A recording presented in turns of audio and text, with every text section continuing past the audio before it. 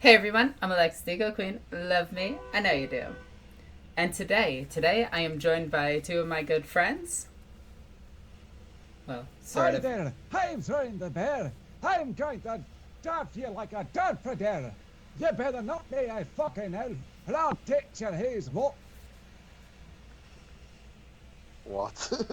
I did first. And Michael's here too. Good. Is it afternoon? Yeah, it's afternoon on the East Coast. Just all right. Good afternoon, everyone. Michael here for Tactical Imperialis. A pleasure to be here. Although I can't really follow that, so I'm just going to do my usual intro. I can't follow that. Who can? It's Zoran. He's more chaotic than me. I absolutely believe that you can do it. All you got to do is believe in yourself and have a professional scripted introduction. Or you can just say absolute bullshit like me. Je n'ai rien à dire. What fucking shit are you telling me, elf? I'll fight you. I just said I have nothing to say. In Oh, Let's see how it is. You speak a gibberish to me now. It's called French, but What? sure, let's go with Demons French. are you trying to summon here? That's here, let's see where I come from. I'll talk you in the book of gludges, you pointy elf dick. I can't even. I don't know what to do. Do I let these two go at it? No, I'm done. I'm done. I'm not fighting this. Leave it to the Tau to surrender. No, it's the Tau to use common fucking sense. And get their entire expansion exploded. In a dimension we knew nothing about. Haha. Well, in all fairness, the Tyranids did the exact same thing, so Exactly. can't really say much about that one. Nope. At least Kabenda came to our rescue. Well, the Blood Angels rescue. You know, I love that battle, the devastation of Baal. Because at that time, Marinus Kalgar was still traveling with Gilliman. Or it might have switched to Canto Sicarius, but one of them was... Calgar was left behind. Oh, okay. But I'm just imagining if Calgar was with them, he just looks down on the planet. Sir, I am an expert at fighting Tyranids. I will take these. Looks down, sees the Swarmlord. You know what? On second thought, you guys got this. I believe in you. I'm gonna go secure McCrag. See you later. Bye. To be fair though, when does that happen? Because we know Dark Imperium takes place like 200 years after Guilliman gets to Terra, so he could have easily nipped home. Well, yeah. No, we know that the Crusade has been going on for 200 plus years. Yeah, but Baal, that's when Dark Imperium happens, not when Baal happens. Baal must have taken place before that. I'm wondering when Baal takes place, because I don't have context before that story, I just have that story, and it doesn't exactly give a date. But then again, they also state that the timing of the Imperial calendar might actually be completely wrong. It could be M38 or M42. That's 4,000 years. That's a large discrepancy. Yep, and that's why they had a civil war about it. What? Yeah. That's kind of huge. I like Space Wolves. Probably best not to mention what's on the paint station then. The Space Wolves are cool. I mean, they have this big old friend named Magnus who came over and neutered all of them. Excuse me. In all on my paint station. In all fairness, I fucking hate Magnus. What maleficence did you just mention him for? How fucking dare you? Oh, now you've started it. Oh, apparently someone's saying they're struggling to hear me. Is my volume okay? Your volume's okay on my end, and I can't adjust it any higher. Okay, it's one person. They're also insulting me in the same statement, so they may just be being a dick. What Wait. the fucking cunt? Fuck you. Fucks up the date. Time for war. In all fairness, this is 40k. Somebody could stub their toe and launch an Exterminatus in the same day. Probably in the same action. Yeah. Slap. They were probably heretics anyway. Yeah, or something like that. Or we actually like found out that the Emperor actually like currently hates humanity, like what He they've has become. well, yeah, considering they are literally the antithesis of what he wanted. Yeah, and it's just like, what the fuck happened? But the Emperor seems Many more active, if that makes sense. active howl, sort of like He's actually interfering. talking and doing shit. Oh, I thought you meant like actually physically interfering with stuff. Oh, thank you, Ghost. But no, he's talking, and now we have a little bit more context on his talk with Guilliman. Yeah, that was good to see. This get a little bit more, and it's interesting. I think I saw something from Guilliman saying, oh, how'd it go? That the Emperor didn't, even if the Emperor was a god, he doesn't deserve to be one. Like, how could anyone worship someone like that? Oh shit. Because like, how could someone worship someone so callous and cold and almost cruel? Because bear in mind, this was not quite mentally broken Emperor that talked to Guilliman, but it certainly wasn't very nice Emperor. So I'm just imagining it was the text-to-speech Emperor. And I'm pretty sure that's what everybody has in their mind when they think the Emperor now. Thanks, Alpha. Many will. You could just imagine actually how that would go. Guilliman walks in and says, I thought they cut your fucking life support. They did. But then an Eldar was there and stuff happened.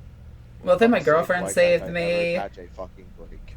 I'm just imagining, like, him walking in with Enid. Like, Dad, you just don't understand. We're friends now. What the literal fuck? Yvraine would have probably had her mind fried by the Emperor had she walked in there. Maybe. I mean, Eldar have walked into the Golden Throne before. When? Beast Arises series. Extenuating circumstances, not as mentally shattered Emperor. Yeah, but they've done it. True. But So- also, by your headcanon, one of them wasn't dating a Primarch at the time. That's true. That's true. My headcanon, they're dating. No, I love all the fan art between, like, Yvraine and Guilliman. I think it's, like, really cute because it's, like, a jock and a cheerleader. And it's just adorable. I'm a sucker for fan art. Fair enough. We also have Zoran here. I don't think know every- anything about lore. Sorry. Yeah, whenever we go into our giant lore discussions, all he could say is fuck Magnus. Yeah, I mean, to be fair, I was meeting up with a friend for a catch-up because we both come home from uni this week, and we got to talking about all sorts of different stuff, and we actually got into really interesting discussion about like the Primarchs and like why we got into playing 30k and what AOS is doing for its lore. I know you hate Age of Sigmar, we're not going to talk about it. It's Yes, fine. I do.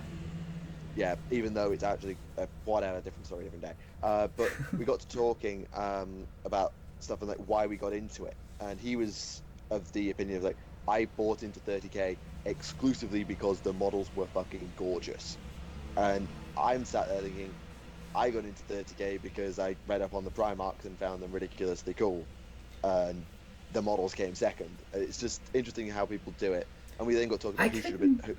I couldn't get into the Primarchs. Like, the only one that I can actually, like, get attached to, like, that I thought had a good story was Felgrim. Until Istvan 5, I can agree with you. No, even then, I was just like, this is exactly what Felgrim would do. What, completely capitulate mentally? Yes! That's why I like him so much. He's a Primarch that you can get behind, one that seeks perfection.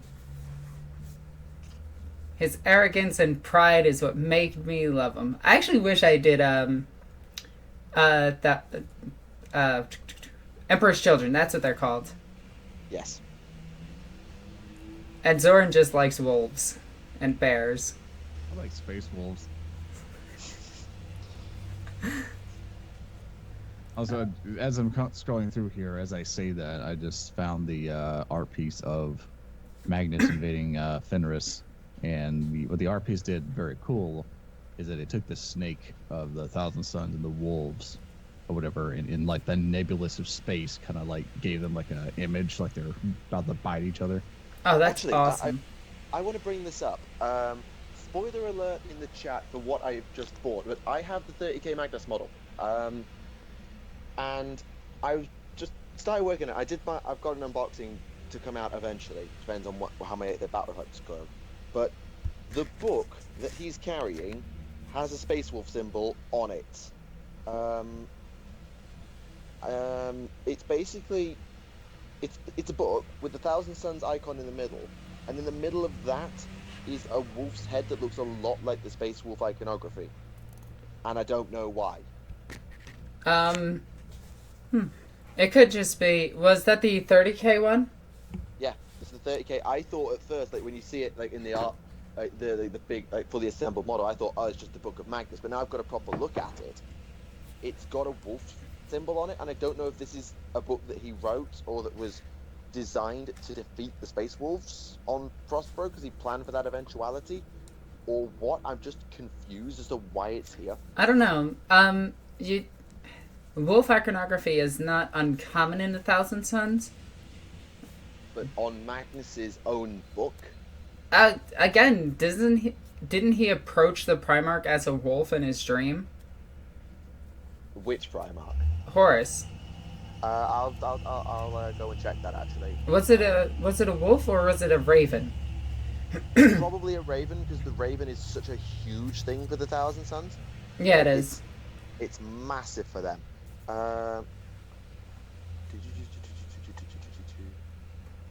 Why do all my brothers hate me? Magnus the Red. Entering the... It doesn't say there. Let me check Horus's page. I'm having a look at the pairs, like lexiconum pages to see if it says. You'd have to read it's false gods that it happened in, isn't it? Yeah, it is. Sorry about that. Yeah, it is. Holy shit. Okay. 3 questions.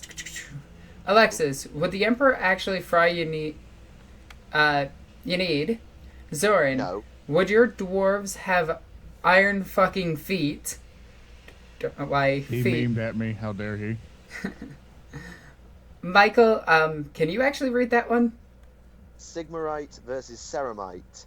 Ceramite is the material they make power armor out of. Sigmarite, I believe, is the material they make Stormcast armor out of. Can't compare different universes, not fair. And then we have another donation, and that one says, oh, well, I'm going to have the Space Wolf himself say that. You gotta howl. Oh god. What? Just, no, please. Zoran, No. Zoran, howl like a wolf. No, I will not be such a thing. I am not a fucking hog for your amusement. Yes, you are. Only if they pay large amounts of money. It was $5.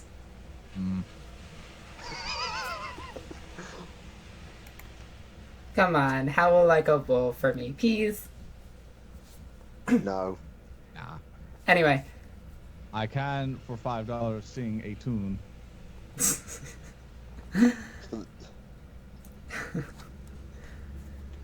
But thank you for all the donations, they mean a lot. According to one person in the chat, it says that Magnus appeared to Horus as a red wolf. Okay. Ahriman's spirit projection is a raven. Sorry. Yep. In the Ahriman book series, his spirit projection is a raven. That's right. Magnus's maybe wasn't. Okay. I can understand it in that case, but it just looks so much like the Space Wars icon, and you can pair him up with the Rust model on a dual base. Yeah. So it would make sense that he has his strategy book for beating them, and then all of a sudden Sisters of Silence, which he probably did not prepare for. More like could not prepare for, because how, as a Psyker, do you deal with something that deliberately counters Psykers? Yeah, yeah.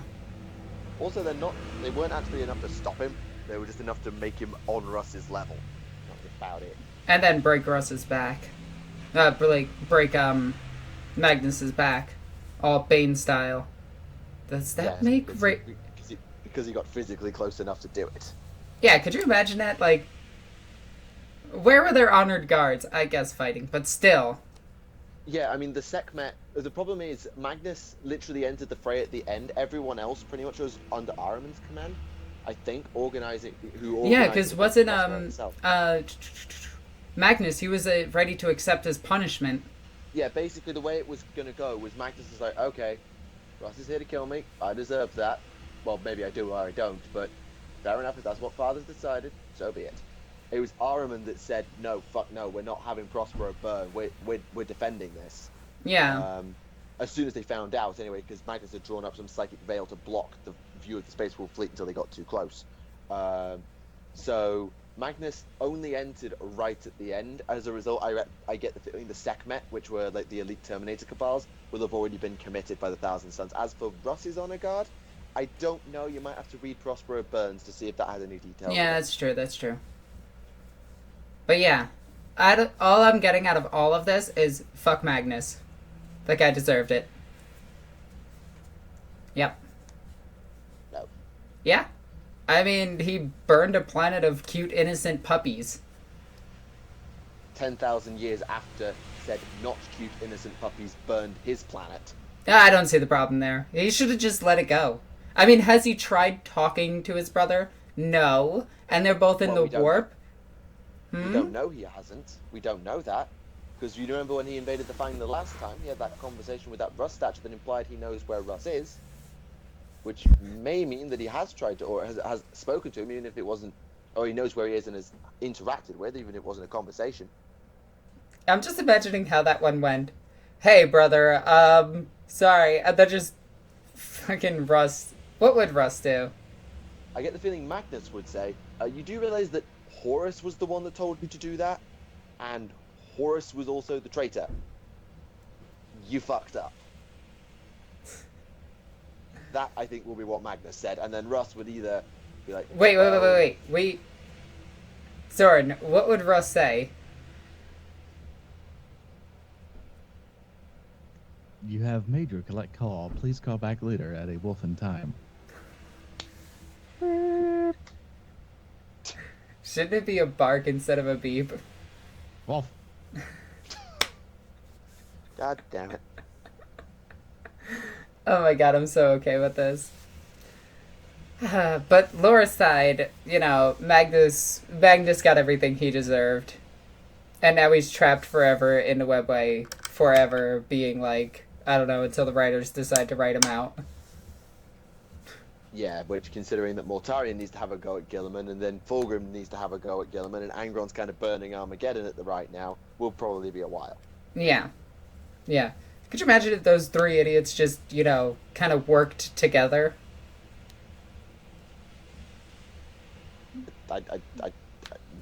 Yes, I can, because that's exactly what fucking happened on Terra, and they lost. Yeah, but they would do a hell of a lot better than they are now. Why? Because they're attacking in wave tactics. It's not gonna work. I mean, just look at Ahriman and his, well, yeah. Yeah, I'm thinking you mean do better than they did on Terra when they fucking lost. You don't mean better than doing it all on their own, right? Okay, got you. Yeah, got you. like one-on-one, they're gonna be stopped by the Great Knights. They're gonna be stopped by the alliance of the Imperium. Or just the Fanatics. You know, the Sisters. Who could literally go toe-to-toe with demons non-stop. Don't right back for a little bit. Okay. Like, I don't understand that one. Oh, Remlaze is on the phone still. Okay. Well, he'll probably jump in a little bit. Not worried about that one. Questions coming from me. So if Magnus' soul is splintered into good and bad, essentially, it's a bit more complicated than that, but okay. Does that mean both souls are stuck in the web where you're just Demon Magnus? Well, part of Magnus' soul was in Revul Avada, who became Janus, so not all of it is. I think the interesting one is, I don't know if Magnus' soul occupies separate bodies, because if you go back to the Ahriman book series when they tried to cast a second rubric, it seems like Magnus kind of has an extreme version of split personality within himself. It's like it is a split soul, but it's all contained within his one form. Like the Crimson King and Magnus the Red seem to both exist in one body. So I get the feeling they're both trapped for right now, I think. They're both traps. Got it. Sorry, had to. What would happen if you took Sergeant Major Johnson from Halo and put him into 40k? He would more than likely be leading a giant Imperial fleet, or the, well, Supreme Captain of, what is the Navy's actual thing called? Like, the person who's fully in charge of the Navy. The Lord High Admiral. Yeah, that's what he would probably be. I mean, a lot of characters from the Halo universe could very easily fit into the 40k universe. Even Master Chief, he would be... Characters from a lot of universes can fit in the 40k universe. It's kind of the point. Yeah, but versus the 40k universe, you always have that debate where the 40k universe is just meant to be overpowered and not fun. Nah, he'd just become a Catachin jungle fighter. Maybe. Okay, I just had to listen back to the feed because someone else mentioned that I'm a bit quiet. I'm quiet compared to you, but it's fine. I think it's alright, the audio. I know you can't do anything about it, and we apologise for that, but I am definitely a little bit quieter than you on the output. Well, yeah, I can see that. Like I said, nothing we can do about it. Master Chief is a lost Primarch. No. No. Oh, man.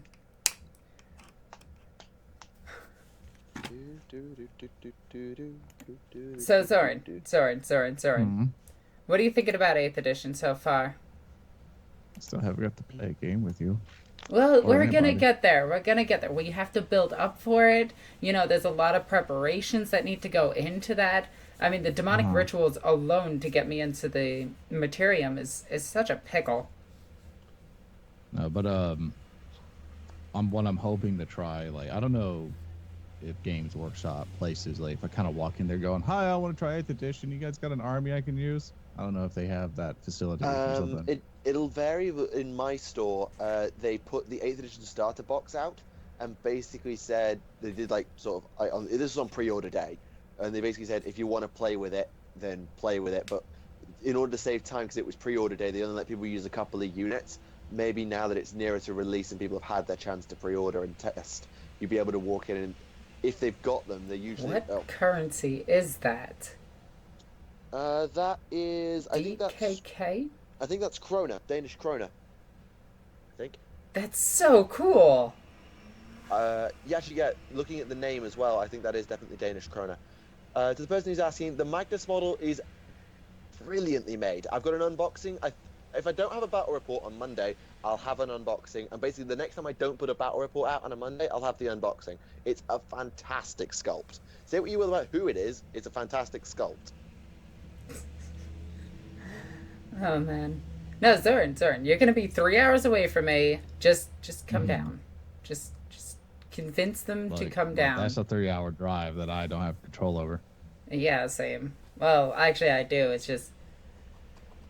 It's 3 hours and 6 hours in a car just for a day trip, and I can't really do that right now. Like, if I was on to bus... explain to people that on Saturday, or basically tomorrow, I leave on a plane to go to Boston, and or Boston, United States. And from there, I'm going to be visiting some really good friends of mine, and there's a Games Workshop store there, so I'm thinking of taking a trip there just to see one, because there's barely any of them in America. Like, I can possibly count on the... Because he's a bear. Count on my hands at how many there are. And obviously in Britain land, there's billions of them. There's really not. Thank you for the donations. I mean, in comparison, you know what I mean. In comparison, yeah, like, per unit area, yeah, there's a hell of a lot more. I mean, I think we have, like, 4 in New York. Yeah, whereas I think in... I know in Manchester we have one. I don't know if we have a second like out in the in Greater Manchester, but I'm actually wondering where they are. They used to have in the back of White Dwarf like a full store log, didn't they? Like where every single store was. Yeah, that was cool. That was very, very useful, actually. Oh yeah, there is another one. There's another one in Stockport. That's. I mean, they do have the store finder on the bottom of their page. Which I do wish they'd move that up to the front of their page and be like, hey, find our stores, buy our shit. you know. Yeah, but that's one thing. Zoran. Just excuse me, guys. Just Yep. How far do you seen? Have you seen the? I don't know how to translate that into a proper sentence. Your turn. Oh, this is some Dune horror. I've never seen Dune, or I have no idea about it, so I don't even know who that character is. I know a lot of 40K's earlier stories are based around Dune, Starship Troopers, Alien, that sort of thing to get their universe going, and then it became its own thing. But 40K started off parodying that word that my accent won't let me say. Other sci-fi universes that were already established. Oh man, no, but so Zoran. Mm-hmm. What can you tell us about the next TTS episode? Because everybody wants to know, is it hot? I've actually seen it, and we're gonna air it today. Oh, it's coming out today? Mm-hmm. Ooh. Basically, after this, because I'll use you as a jump board, I guess, and be. I see how it is. You're using me. I'm okay with this. And basically, what's going to happen is that on my Twitch channel, what me and Alpha have planned to do now is every single time a new episode is made, we're going to have a Q&A stream. And during that stream, we're going to show the episode first on that stream. Ooh, that's a good idea.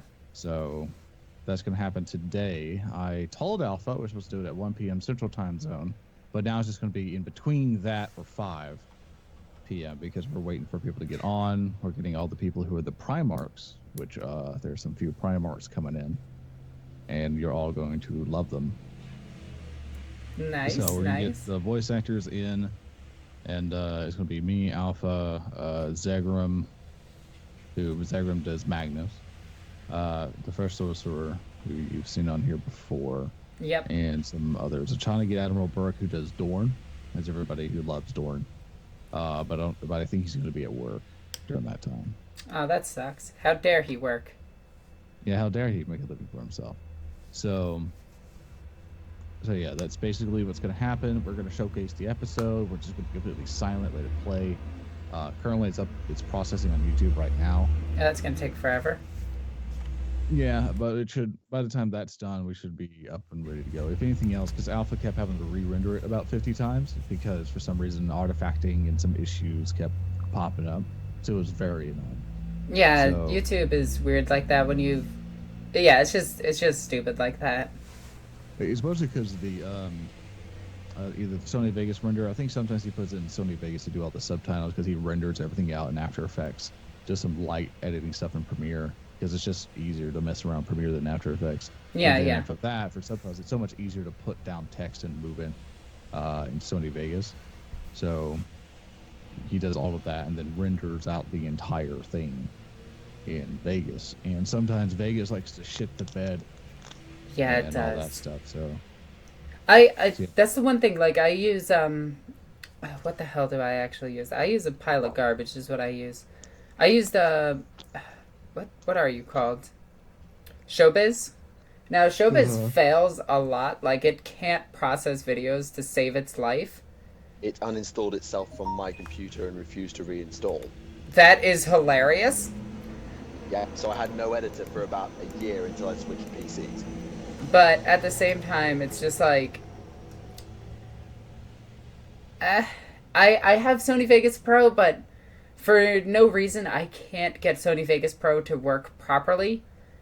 So I stick with Showbiz, and Showbiz is working, sort of. I mean, I don't do much editing, so I kind of just put up raw footage and just, blend the scenes together, make it look all nice and fancy, add music every now and then. Oh, and somebody had a question for you, Zoran. They wanted to know if they sent me a page, would you read it on the stream? If it's dangerous. Not that raunchy, and if you support her with your wallet. So if you do a donation, Zoran will read a paragraph. Yeah,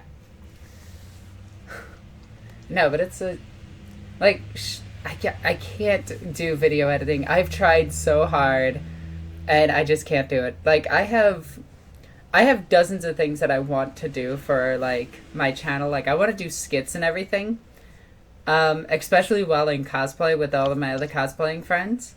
But at the same time, just the sheer amount and scale of doing those things is like huge. Yeah, I get that. I mean, And I would need an entire team to work with instead of just one person with a camera. yeah, like even something as simple as doing a narrative campaign can be a nightmare. Oh god, narrative campaigns, don't even. Yeah, like there's some things like that I'd love to be able to do. I'd love to be able to have a bit more than just still images going into my lore videos. I'd love to be able to get more guests to help me out with tactical stuff and battle reports, and even just things like I'd want to be able to do a bit more like editing with like being able to like put diagrams of what I'm talking about during a tactical video. Well, on the that screen. that I could do. Just come and talk to me. I can get that like, done. I know it's not too ridiculously hard to do. It's just that these things that I want to try, but at the same time, if I do it once, and let's say I get you to help me with one, and then all of a sudden I come up with 10 ideas, I don't want to then just fob it off on someone else that I can't do myself, or It's like my thumbnails. Yeah, and I wouldn't want to. I want to start a project that I can't commit to. So for example, my friend today, we were talking about him maybe doing some AOS lore, because yes, it has lore now. And I first thing I said immediately is, do you want me to take over the editing because I know what I'm doing? He's like, no, I'm gonna do it just because that way I learn. And so, Yeah. I want to use my programs of what I've got to do my thing. And at the same time, there's certain things I can't do. Like, I want to do more fancy stuff when I'm streaming. And no. Yeah, I get that. Like for me, I just want to get a stream that works, but the internet here is garbage, and I'm hoping now that I'm back home, my home internet should be better than my uni internet that overloaded and crashed the stream every time. and then there's Zoran, who has like the perfect setup for everything. I have 3 1080p screens, all around 25 inches, 27 inches. I'm jealous. And a mixer, second on books. They're all ready raised up. I have a giant desk, got a condenser microphone, got a keyboard, got a good gaming mouse, got a new i7 and all that, thanks to the donations from viewers, which is awesome. Let's see. My computer is top of the line just about. It's just that the internet, and I only have one screen to work with, and I don't have room in this apartment because basically what you see behind me is my entire room. Like, that's my bed, and I have like 2 bookshelves next to me that are filled with 40k books and manga and some videos. I don't really keep too many videos, but I have some. But yeah, it's like stuck full of 40k books, and I love it. And I normally go back and reread all of the books again just to make sure that my sources are correct. Like, I've finally finished-ish my Sister of Battle project, and I gotta say that I'm disappointed in the lack of lore. It's mostly just regurgitated lore. And I'm kind of disappointed in that. Some of it is cool, though.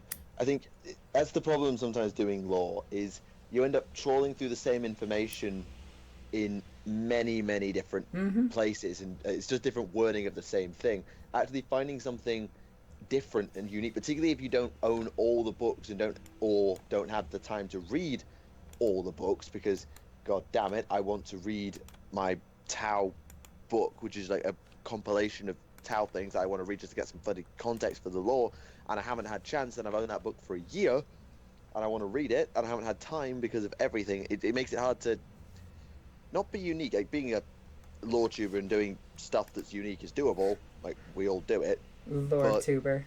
That's funny. I know, that was a really bad shortening, but anyway, it's doable, but it sometimes trying to be original when you haven't, like, particularly in the Legion series. I've got a Legion lore series, and oh my god, the difference when you have. Oh my god, heresy Nathaniel books. Garrow's here. Continue. Yeah, the difference that I've got the Alpha Legion coming out tomorrow, and that I've got huge amounts of pre-heresy information on the Alpha Legion. I know, shocking, but I found loads. Whereas when I did the White Scars, who aren't in that book series yet, the lack of information pre-heresy is shocking. The Blood Angels have next to nothing. Yeah, I've actually noticed that too in the Heresy. Like, the first 4 books, they're mentioned as doing stuff, but that's it.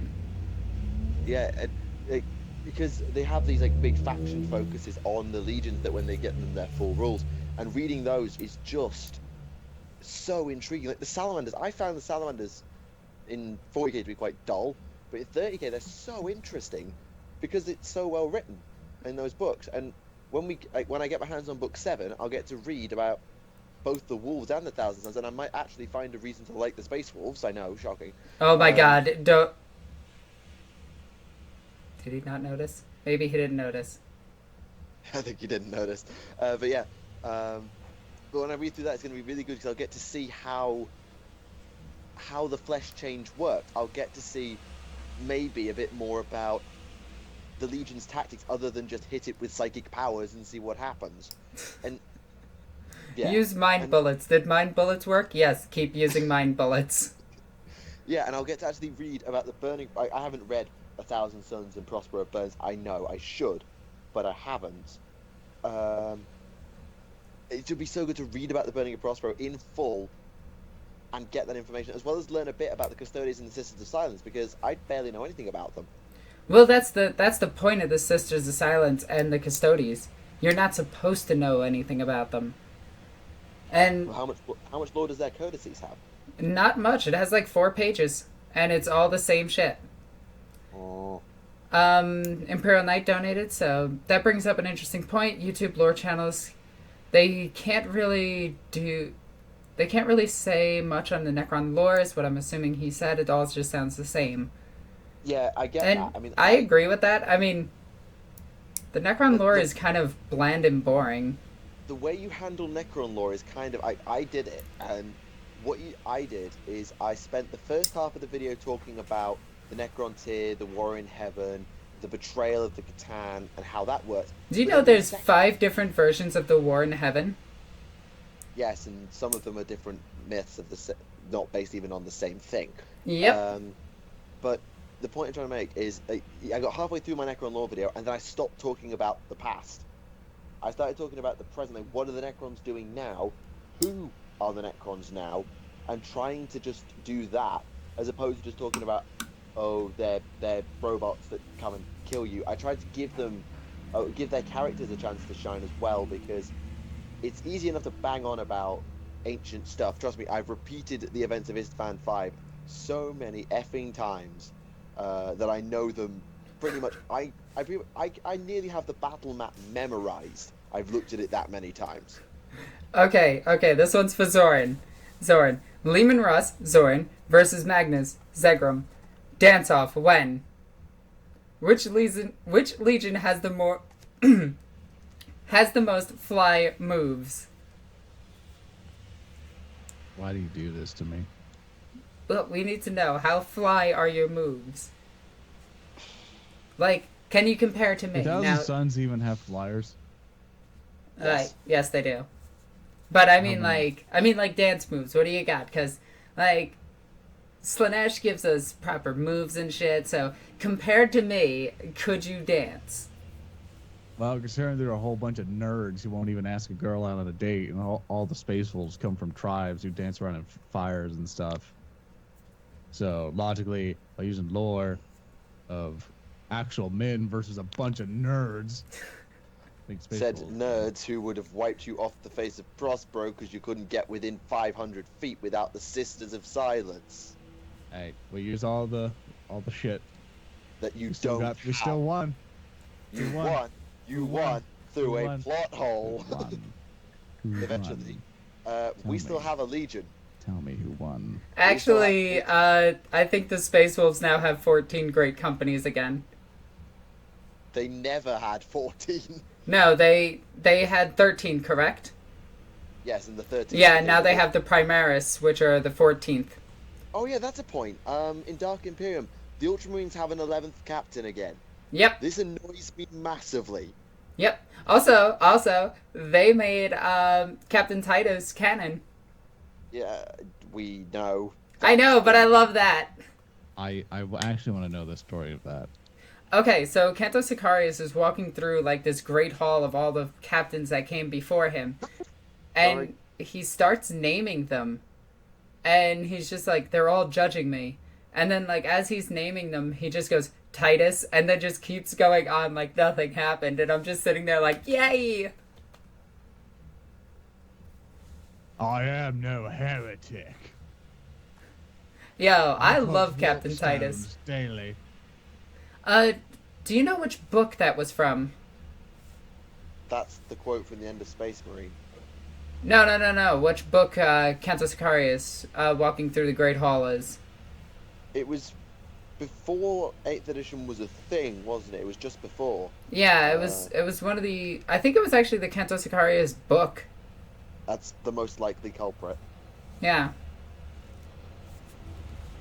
Titus is a true hero. Yeah, he's currently with the Deathwatch. We think. Yeah, more than likely. So why would he be with the Deathwatch? Surely as someone who's kind of, if not a blank, then something similar to it, or extremely psychically resistant, surely he'd be better served in the Hereticus. Well, you see, he doesn't have the proper body for Hereticus.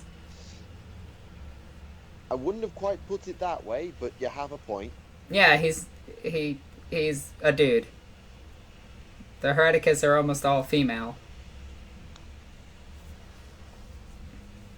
The Chamber Militant. Well, they don't have a Marine Chamber Militant. That's true enough. Well, at least one that's not on record. You gotta remember, it's 40k. They can pull a legion out of their ass and just say, oh, it was here the whole time. Case in point, the Illuminati, who came out of literally nowhere.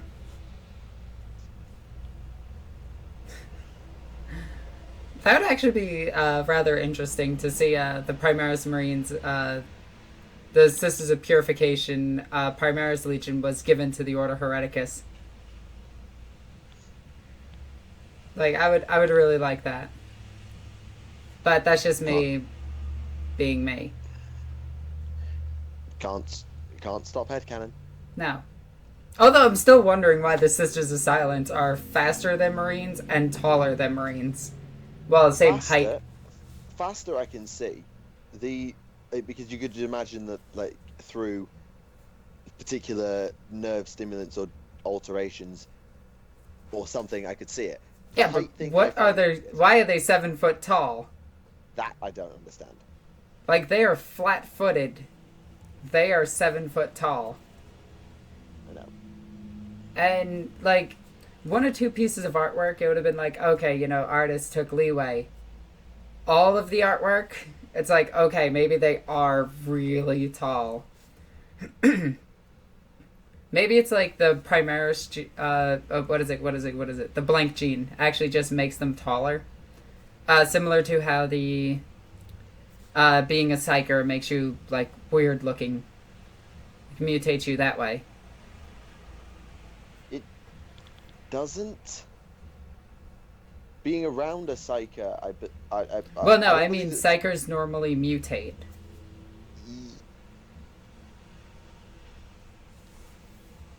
Not much.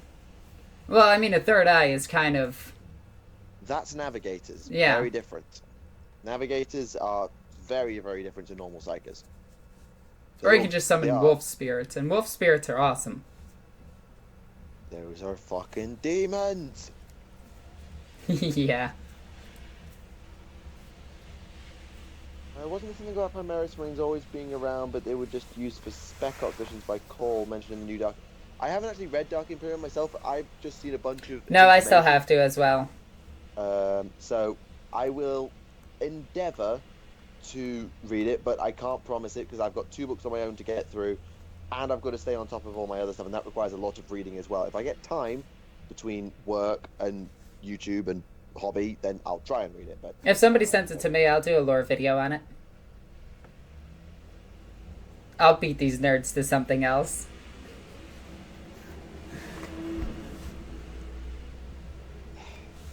Oh, Zoran, question What? for later. Sure. Do you want to do Exterminatus tonight? No. I have to pack for the plane because I have to get up at like 5 a.m. You hurt me, Zoran. You don't want to kill Sorry. orcs and demons with me? No. Why? Because I have to pack. I just told you. Well, you can do both at once. No. no, Yes. no. Mm-hmm. No. I can do a lot of things while getting packed. I am so sorry. But let's just move on. Yeah. When you make it awkward, a gay baby is born. Oh, man.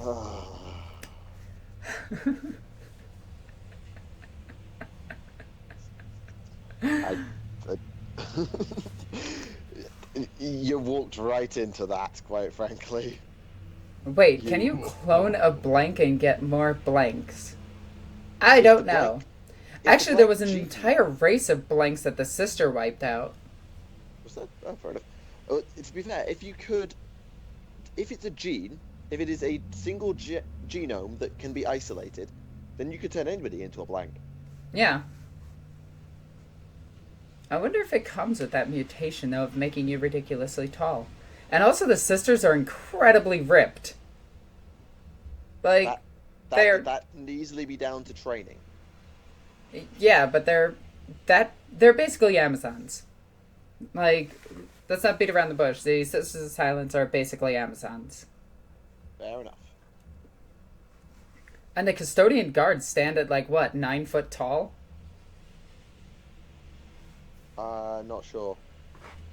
I know they stand slightly taller than Terminators, which are huge. Why can't Tau just die? Because they have this thing called living that they're pretty good at. And that they're pretty keen on. Probably training and surgeries. Well, and I want an actual source that says, you know, here's their augmentations, this is why they're this. Getting that, you'll never get that. Well, yeah, it's 40K. They never end a story or explain how something happens. It's just, here's the story, it happened, deal with it. Yeah. And I mean, we don't know why the Emperor allowed the freaking Chaos Gods to scatter his children all over the universe instead of just hurling all of them into the sun, which would have been a hell of a lot easier. Well, that you could say that the Chaos Gods wanted the chance to corrupt the Primarchs and destroy the Emperor, because if let's be honest, if you read Master of Mankind, he knew that was going to happen. He was just like, yeah, I know. The Horus turned on me yet? Yes. Oh, okay. And it's just like, well, why didn't you just stop this?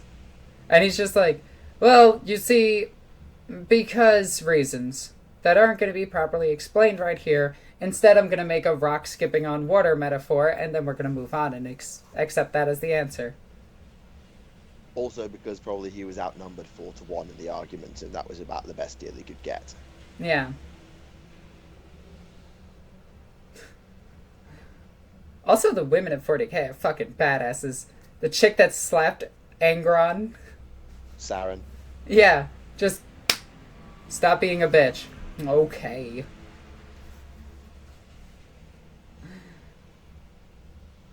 Oh dear. Is there a book series that explains the life of a common citizen? If you read the Dark Heresy book series, the roleplay books, you can actually see that they are not... Yeah, they are not, I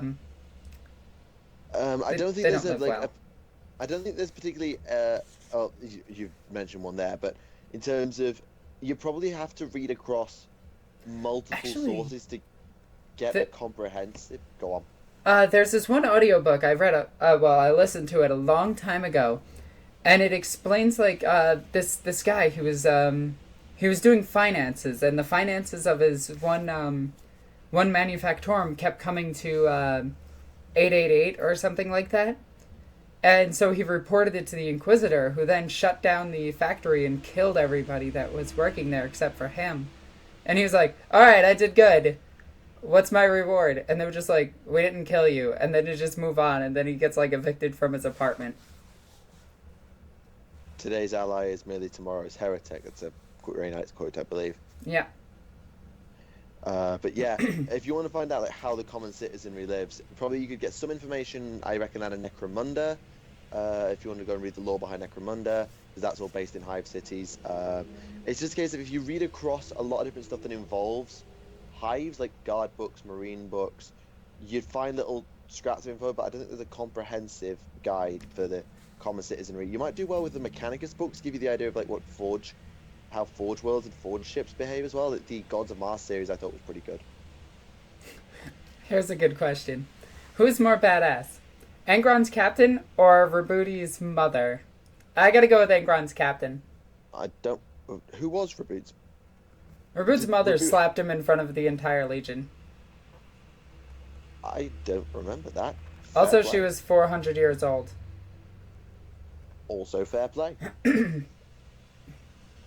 Alexis You is more must badass. always Yes, respect the power of a mother. Yeah, you do. So I go with the woman, actually. Well, they're both women. That was the thing. The mother, then. Whatever. Mama Smurf. I like that. That's good. Mama Smurf. Alright, so have you been checking the questions at all, Michael? I've been keeping an eye on it, but... Okay. So if you guys want to ask questions now, please do. This is the time that you can get Zoran to sing or be silly. Remlaze isn't here, unfortunately. Yeah, Remlaze unfortunately had to take care of other matters. Whoopsie daisy, you know, shit happens.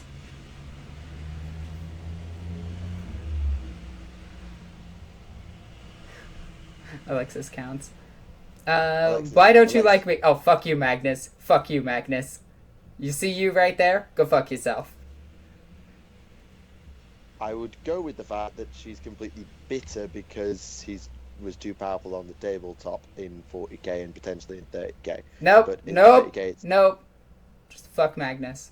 there is a level of salt there. No, there is no level of salt. No levels could ever quantify my hatred of Magnus. This began after you played against him.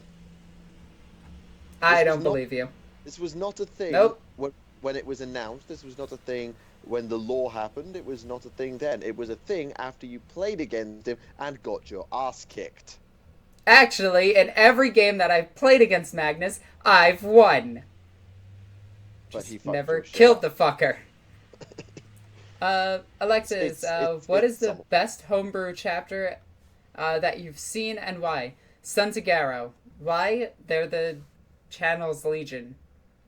Yeah, she's biased on that one. I actually don't really have much. I don't pay much attention to homebrews, unfortunately. It's the Sons of Garrow for Michael as well.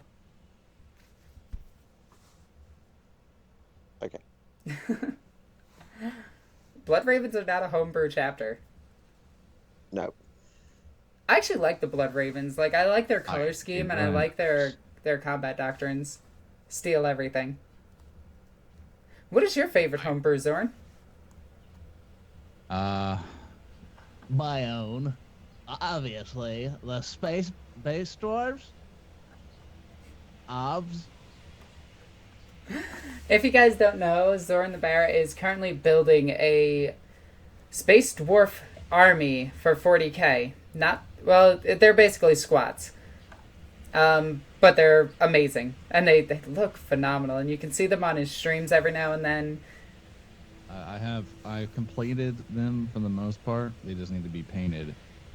And I'm still adding shit. Like I took a Dreadnought and I took some dwarf stuff from Warhammer, just plopped it on there. So now he has like a dwarf face, a little dwarf banner on it, and I'm gonna add some more shit later.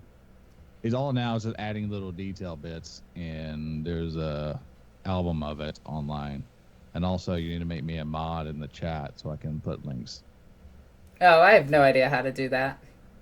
Go over Click the on- person's yeah. go over the person's name, and you should see a little grey box appear. Right click on that grey box, and it should have the option to make mod. Yeah, I think I did it. Did I do it? Okay. Yeah. Let me put the imager thing. When did the Sisters of Purification become non-canon, and when other Rogue Trader chapters are no longer canon? Sisters of Purification are an interesting chapter, as they're never explicitly stated as being completely wiped out or anything like that. But if you read the Index Astartes, the 2007 version of it, no, not 2007, 2017 version of it, they mention that chapters from the long-forgotten era have been destroyed, and under it is a picture of the Sisters of Purification, or at least something that's very similar, which is the hand holding a rose. They also show like their exact same color scheme and armor mark in the Dark Angel Successor chapter. I can't remember which one right now. I have it written down somewhere, and I want to read more about them because they have the exact same, even the beaky helmets and everything of the Sisters of Purification. They just don't have the iconography on the shoulder. You do realize that a lot of people have Mark 6 armor. No. It's Mark 6 armor with the pleasure bumps on one side and only one side, with a red line going down their face and a red line on their shoulder pad. Like it's their color scheme to exact. Okay, didn't. What is your see favorite mark of armor? Ooh. Probably Cataphractii Tactical Dreadnought armor. But if we're not counting Terminator armor, it would probably be Mark. I like Beaky Marines. I just do. Sorry. I like them. Yeah, fair enough. They're faster and their stealth fields are better. Yeah, I kind of like Mark 3 kind of because that's what I've been painting. So. Also, all the different armor sets actually come with different abilities in the fluff anyway. Yes, so Mark 6. 2 was Whoop, go ahead. Mark 2 was pretty much an all-rounder, as was Mark 4, but Mark 3 had much more frontal armor to deal with. Well, canonically at first it was the squats, and then they changed it to be boarding actions. Yep. At some point, they retconned it. Mark 4, that added a bunch of stuff, including the ability to turn the helmet. Mark 5 wasn't really a mark at all. It was just a smash-up of armors. Through the heresies, people ran out of stuff. Mark They 6 had- was the stealth armors. Yeah, Mark 6 was stealth, but it lost some resilience as a result. And Mark 7, I don't believe there was any particular improvement between 6 and 7 because they're so interchangeable. But the main thing, I think the reason why 7 looks the way it does is they added the Aquila to help distinguish between loyal and traitor, I believe. Oh, and to the person that named the successor chapter, yes I am. What about you, Zoran? Is it Mark 12 armor? Because that's a Space Wolf armor. That's Iron Priests only. But you mean runic armor? Yeah, runic No, armor is really nice. But Iron Priest, like Mark, I unfortunately don't know the details enough to really. Yeah, for some reason, the armor of, I believe it's Iron Priests, is classed as Mark 12 when we only had Mark 8 until recently when Well, we just got Mark 10. Mark 12 was made after the heresy, correct? It would have had to have been.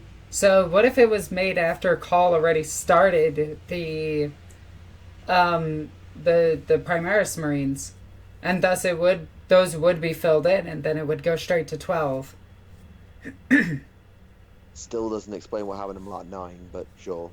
Well, Mark 9 is one of those. Because you could justify yeah. Mark 9, because you could say you justify Mark 10 by saying, well, the Space Wolf armor was they bagsied it as Mark 9. But Well, I mean, Mark 9 could also be something along the lines of Artificer armor or something like that. When we don't actually have a mark for Artificer armor, and it is different than normal armor. Obviously. Yeah, so I would say that Mark 9 was probably that, but we don't know, and I think that's one of those things that GW is never going to answer because, forge your narrative. This is your custom armor. Yeah, maybe. Like, again, this is 40k. Anything can happen at any point, but a lot of things are based more on their established lore. Yeah, pretty much. Ooh, what's your favorite piece of war gear for the Imperium? Oh god, there's way too many to guess that. Zoran, what's yours first? Is mine what? Favorite piece of war gear? I liked Wolf Standard in 7th edition because I could make shit to just go wild. It's even better in 8th edition now. Yeah. I kind of like the one attack thing. I forget what it is now. The chapter banner, usually. I don't know what it's called with the wolves, but it's generally called a chapter banner. I think it's different now. No, I think it might still be the Wolf Standard. I can check after this. No, it's still the Wolf Standard. I just don't think the effect's the same. Because before 7th, it gave me one additional attack within 6 inches. And now it's different. I don't remember what it was. It might be morale based. Because in normal Marines, the company standard, I think, was a re-roll to morale checks within a certain range. And then the chapter banner was +1 attack and fearless within a certain range. I'm gonna check. There you go. That would make everything easier. Yeah, but guessing is so much more fun. Inventors. Here we go. Okay. Fuck. Don't mind me just wrecking everything. I found it. Oh, you did? Re-roll any dice rolls of 1 when making an advantage or charge move for a unit that has a Wolf Standard. Okay, so it's given them discount fleet. Yep, I kind of like that. It's nice. I'm still going to have it, but I like the extra attack way more. Yeah. Yeah, but I think because, it would still work. It's interesting that they have changed it. I'm not sure why they changed it, because you don't get +1 attack on the charge anymore, do you? No, you don't. Also, this is something I meant to clarify at GW, never got a chance. Is there a penalty for charging through cover? Because obviously with initiative being gone... minus your distance a little bit. It's still -2, is it? Pretty much, yeah. Okay, it was something that we didn't get a chance to address when we played our test game at GW, because the guy who had literally got off holiday on the Friday and was teaching 8th edition on the Saturday. Okay. So it was something I hadn't had a chance to ask him. Also, all terrain doesn't give you cover saves. It's on obscurity, isn't it? No, you actually have to read the terrain special rules, and that's what they do. That's going to take ages. Actually, there's only like 8 different things that do different things. It's like ruins or destroyed buildings. Go figure. They do this. Craters. They do this. Forests. They do this. There's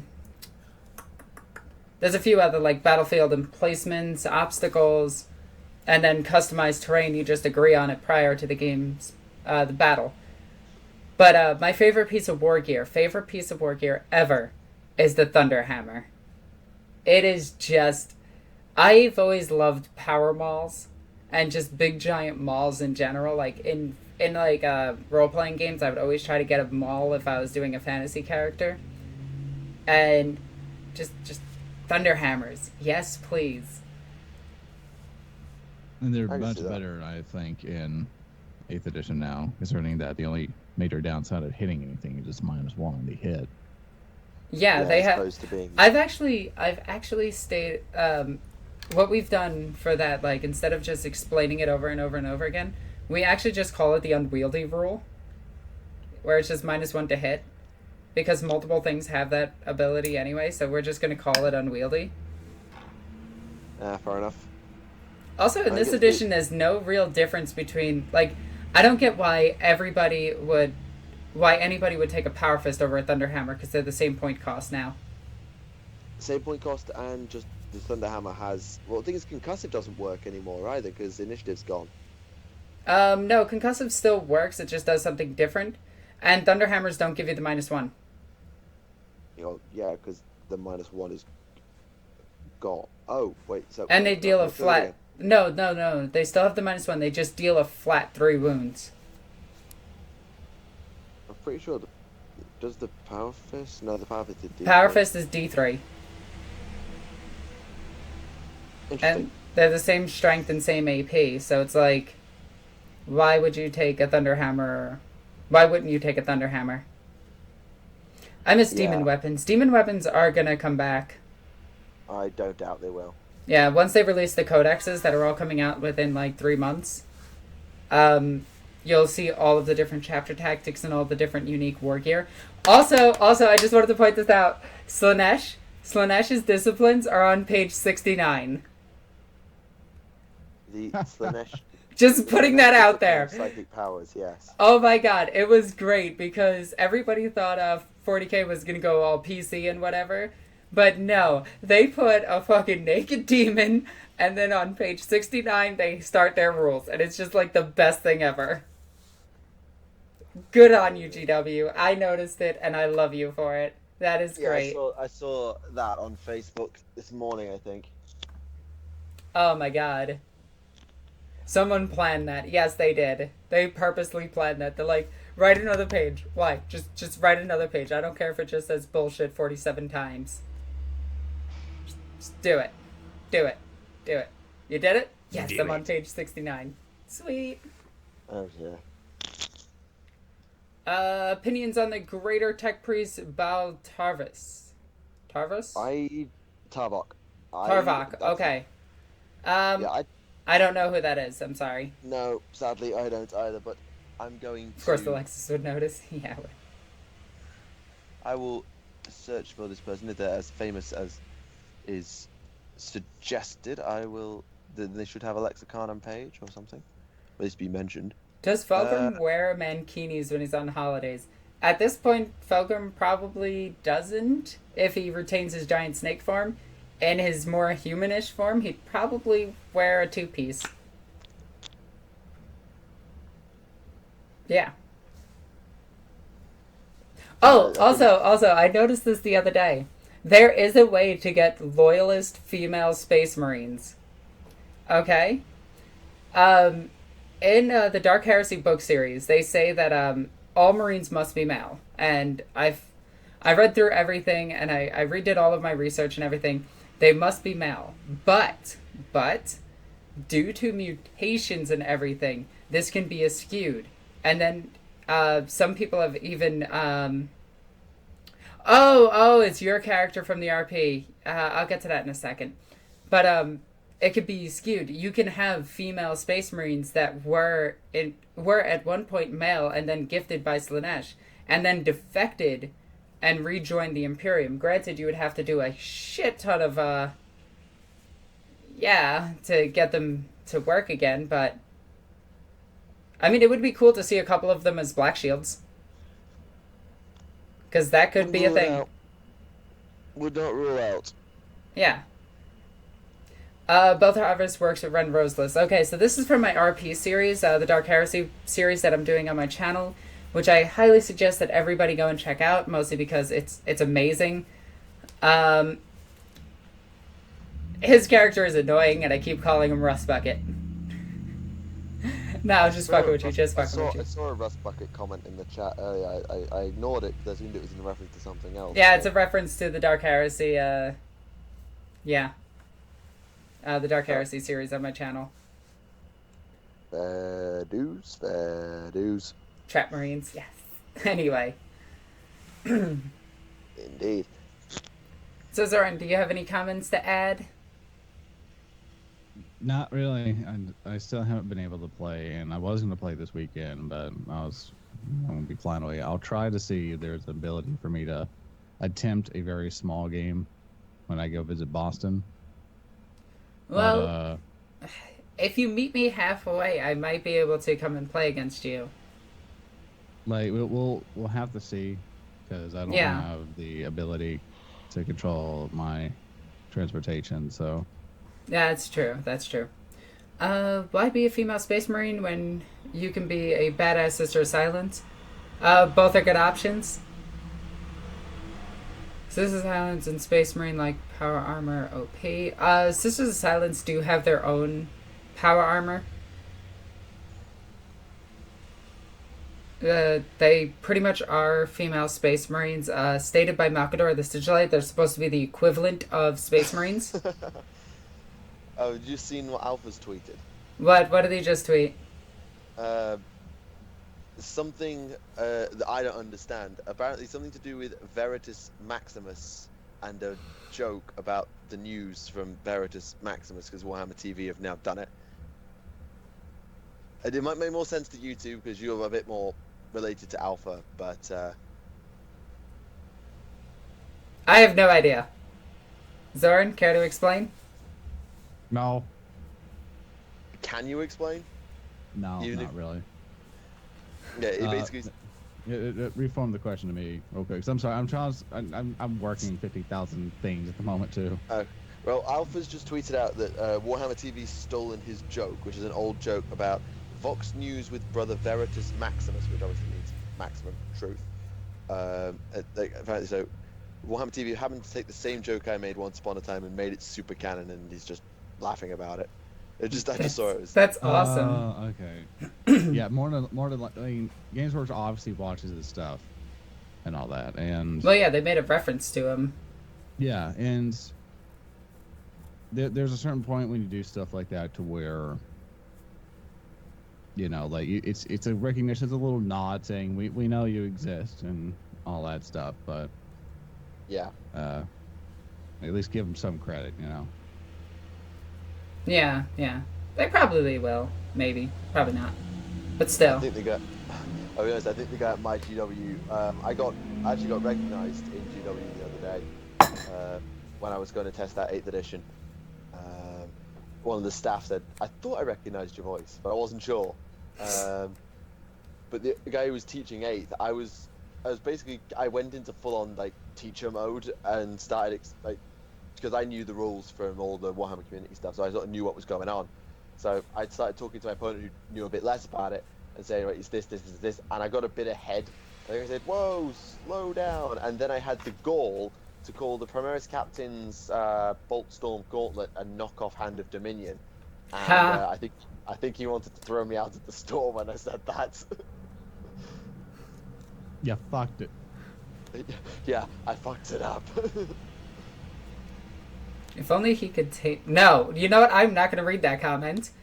And no, he can't. I am an expert in magic as well. She says she's not going to read the comment and then responds to the comment. Yeah, well, shut up. You know what? One thing I'm gonna miss. Shush. Go on. I'm gonna miss my templates.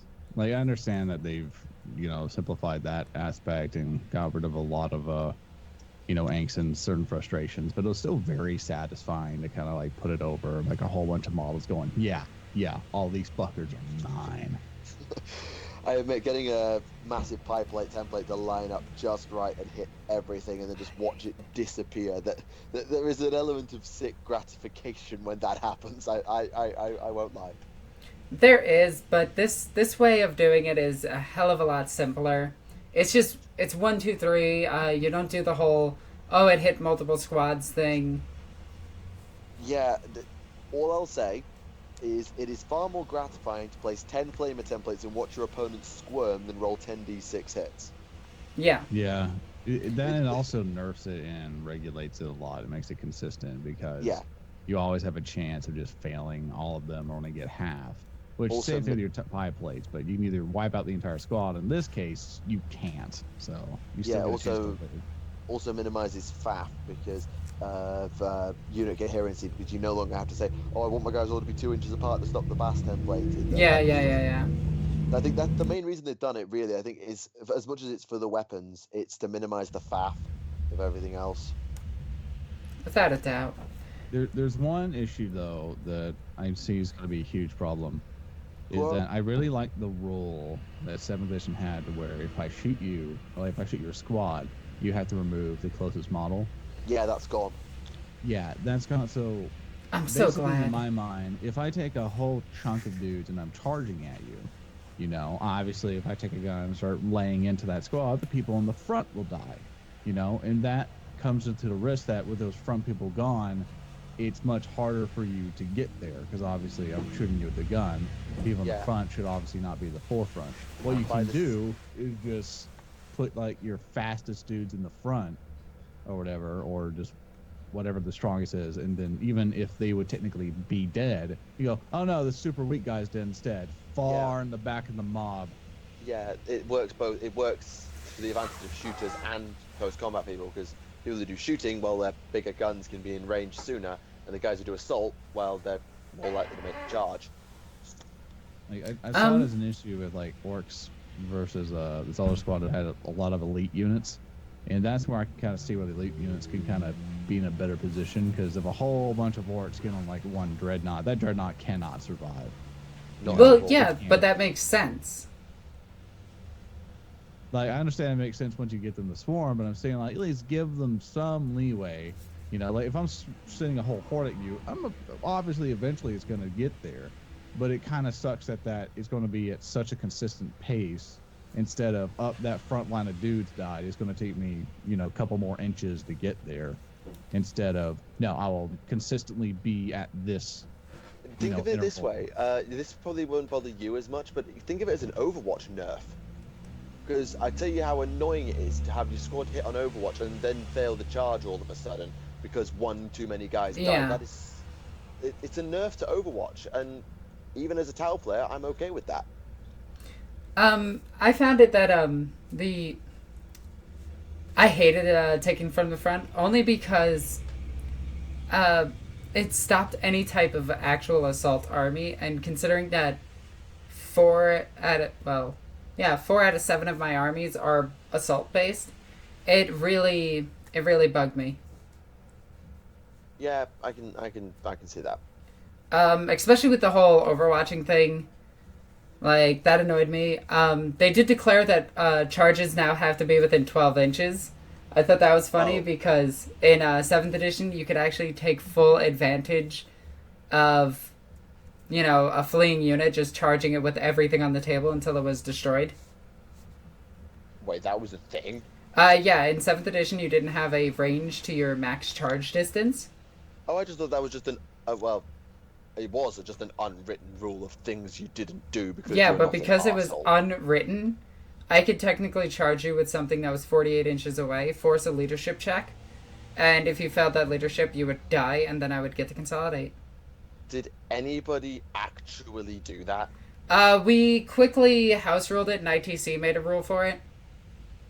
And then eventually it was put into the FAQ. I mean, to be honest, quite frankly, if people are willing to behave and do that sort of thing, then they're not the sort of people you want to be playing. Well, this is tournament play. I don't care. If someone did that to me in a tournament, I don't care if that's what the rulebook says. That's just bad sportsmanship. Oh, yeah, That's exploiting a loophole and being a dick.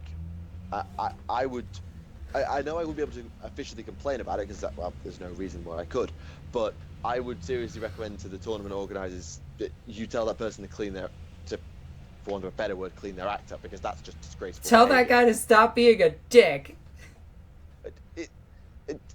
Maybe it's because I'm British, and we have this thing called gentleman's agreement in Britain, but if you did that in any other setting, then could you imagine if someone won like a tournament because they did that? Could you imagine? That wouldn't surprise me. Everybody would be absolutely like bouncing off the walls, furious about it. It's like, how is that person would never be allowed to complete again? They'd just be completely hounded out.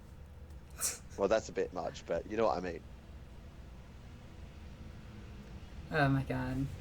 Anyway, guys, I am going to start wrapping this up very soon. So if you have any last minute questions, please ask them now. I just have to get ready and get going to work soon. I've never heard of a gentleman American. To be fair, on the very few occasions I've been stateside, generally, to be fair, I've only been stateside twice in my life, and everybody I've spoken to seemed like a genuinely decent person. Seem like a kiddo, chap. Yes, absolutely spiffing gentleman, I have to say. Yes. Oh my god. Yes, I could put on a rather accentuated British accent. It's really stupid. It's quite annoying. But one of my biggest advices for any of you, because you're gonna, especially people getting very new to it, and a lot of veterans, of which you've hopefully have learned this already, is that one thing that you should always remember, that when you're going out, you know, and physically go into these stores or go into a person's house and playing and everything, hold respect for that person, and that person should show respect to you. If any person that you're playing with is acting like a douche or anything, or is really being super salty or anything else like that, I highly recommend just stopping the game, say, you see in your hand, I forfeit, good game, and leave. Because you don't want to play with those people. They need to learn to act like a human being and not a child. Because I've, like, even at my local hobby shop, like, there's one guy that I consistently play with, awesome guy, you know, super respectful, like, sure, we can, like, oh man, it sucks and stuff like that, but we're having fun, you know. Like, even though I, you know, win the majority of our games, I still try to be respectful, and if the game looks like it's not being fun for him, I mix things up. Like, I make something bad on my side, or we kind of go, like, you know what, I let you have this hit, you know, so you can get something in, the game's not kind of going well, so I want you to at least have some fun, and we try some stuff out, you know. The point is to have fun.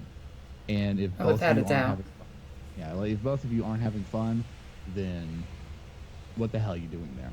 Are you there to be competitive? If so, you're doing it fucking wrong. You should not there to be a competitive dick. You're there to have fun, make some friends, and continue on. But if you are there to be a competitive dick, at least find someone else to be agreeable with it. You don't go to some random guy and curb stomp him and feel all smug and shit.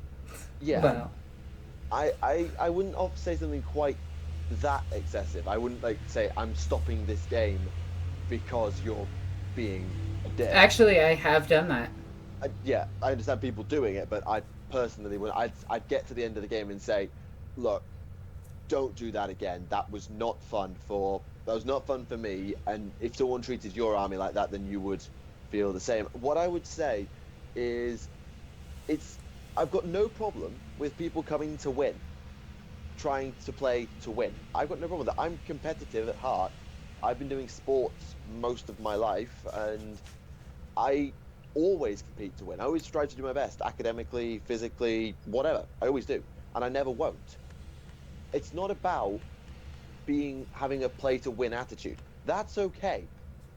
Being competitive is okay. We shouldn't just say, oh, it's all for fun, because then what's the point in winning and losing if we just say that there is no point in winning and losing? Yeah. So I would say, play to win, by all means. Do your best. And what I mean by competitive, I mean like he doesn't care about you at all. He's there to try. I know that's what. I know you said being a competitive dick. You said it specifically, but it's a case of it comes across as though it's like the fun of the game is extremely important, and it is. But I would never say to someone, don't play this game to win. I'd never tell someone, I don't care what the result is. I want to have fun with my game. But if I lose and have fun, that's good. If I win and I don't have fun, not so good. But never tell someone the result doesn't matter. Because then what's the point in a game That's if true. you don't keep count of who wins and loses? It's the way you treat your opponent. It's not about the result. It's not about how the dice treat you. It's about it's respect. It's not about, but it is about entertainment. But at the end of the day, it's about respect. If you respect your opponent and your opponent respects you, even if it's a very frosty atmosphere between the two of you, and you're both focused on the game and you play at your best, that can be a fun experience too. You don't have to make it an entertaining experience for it to be a good experience. And that, I think, we have to remember. We're playing this game, at least those of us who... We're playing army men. Yeah, and at the end of the day, we're fighting wars on the tabletop, and almost every war has a victor. Whether that's my army or yours, we shouldn't forget that. We should always try and have a competitive spirit, even if we are looking to have fun at the same time. Yeah, that's 100% valid. Like, basically, my entire spiel is don't be a dick. Yeah, just don't be a dick. Yep, that sums it up perfectly. Walk in, shake hands. All right, let's have a good game. Enjoy yourselves. Buy beer for the guy who wins. If you lost, What if I want rum? That's what we usually do. Like whoever loses buys the other guy lunch. Oh, that's awesome. I gotta win more Lunch, games gets like a now. link or something. Yeah, I need to win more games before we implement that. Yeah, We I'm usually okay have with a group- this. So that's what usually happens because the guy who I usually play with, I think I've won every game except one, and usually we just kind of go back and forth really. But that's kind of like the stakes that are high, and it's worse stakes for me because he brings his kid, so that's like 2 meals I have to pay for. Oh shit. So Yeah. guys, That's what I'm cheating. Here's Thunderwolf Cavalry. I have 1, 2, 3, 4, 5, 6, 7, 8, 9 Thunderwolf Cavalry. There we Game go. over. Okay, that's mean. Good fucking luck. 5 attacks of Thunderhammers coming your way. Right now. With 3+ invulnerable and 3+ armor save and a 12-inch movement. And that is an attitude that gets people thrown out of gaming. Because we have a person at our store sometimes, and I don't know if he cheats, but there's some people who feel like he either cheats or he's just a really bad person to play against. And I've not actually had the fortune or misfortune to play against him, but it's a case of like I'm wary of people. Like I've had experience with people who cheat, and I've curb stomped cheaters. I've absolutely curb stomped them in the past, and I've come home and I thought that wasn't particularly fun. I made a video about it, like someone who was just low scale cheating. I kicked their ass, and I got home and I made a video saying I didn't enjoy that game because I was too annoyed about them cheating. So just don't be a dick. Be respectful and play by the damn rules because the rules are there for a reason. Today's And it's lesson, not- kids, don't be a dick. Don't be Yep. a dick. Anyway, guys, I'm going to end it right there. Thank you for joining me. Thank you, Michael. Thank you, Ramlays. I'm Alexis, And the this Ego was Queen. here. I love you guys. Bye. I like how you come